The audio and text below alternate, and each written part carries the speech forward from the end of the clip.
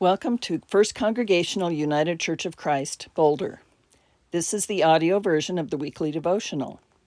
We hope you will tune in every week to listen to the latest offering written by a member of our congregation. Also, feel free to check out our YouTube channel to watch First Cong's Sunday church services. Thank you. Everyone is welcome here. Author Nancy Wade.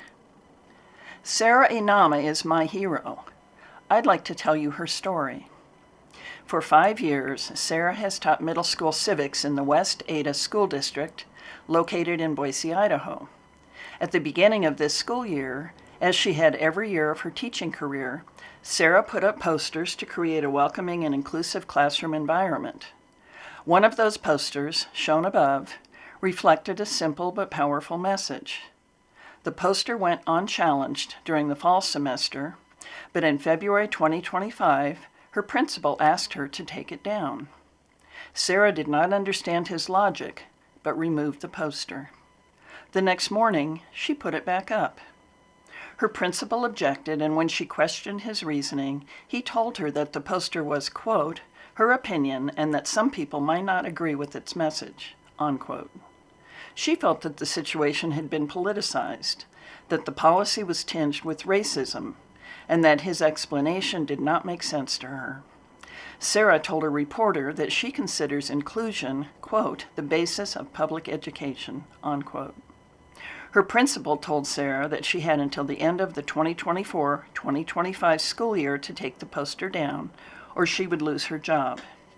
In the ensuing months, many people in her school district, in the state of Idaho, and around the world stepped up to support Sarah. A screen printing shop in Boise began printing "Everyone is Welcome Here" t-shirts, sweatshirts, and tote bags. The staff had trouble keeping up with the orders and had to hire extra workers who worked 12-hour shifts to keep up with the demand.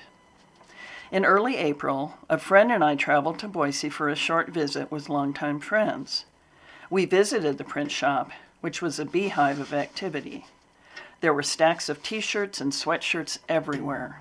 The owner sat behind a bank of computers to keep track of orders, and at least a dozen workers were busy printing the shirts and totes. Box after box of products were neatly stacked on the porch of the business, ready for pickup by delivery services. While we were there, the owner received a call from a supporter who wanted to provide lunch for the crew. The atmosphere in that room was both positive and energizing. The owner, a native of Emmett, Idaho, a small farming town, told us he had always wanted to bring people together in his home state, but never expected it to center around the production and sale of shirts and totes.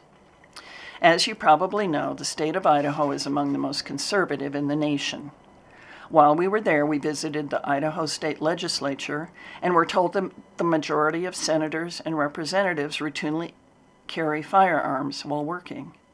The state recently approved a law that permits death by firing squad in death penalty cases. Perhaps because it is a college town, Boise itself has a more liberal vibe. We saw many pride flags while we were there, and when we wore our own "Everyone is Welcome Here" t-shirts, we received lots of smiles and thumbs ups. When I first heard about this controversy, I could not wrap my mind around the logic of taking down a poster with such a positive message.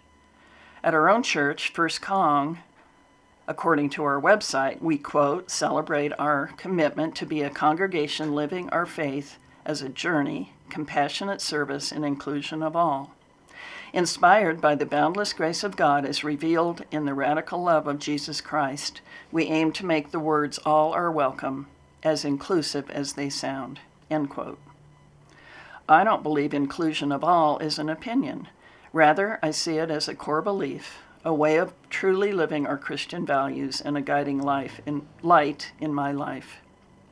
As a former diversity recruiter, I have viewed with increasing dismay the current administration's dismissal of diversity, equity, and inclusion, DEI, policies as alarming.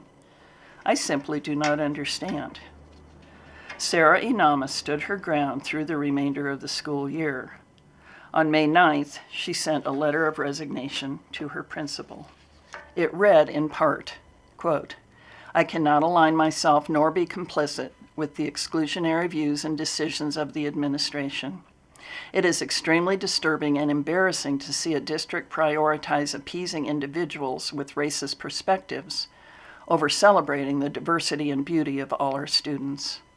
It is deeply troubling that the people running this district and school have allowed a welcoming and inclusive message for my students to be considered controversial, political, and worst of all, an opinion."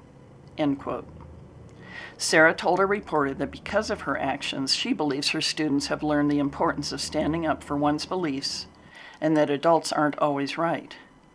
In a sometimes frightening and uncertain world, may we all strive to be like Sarah.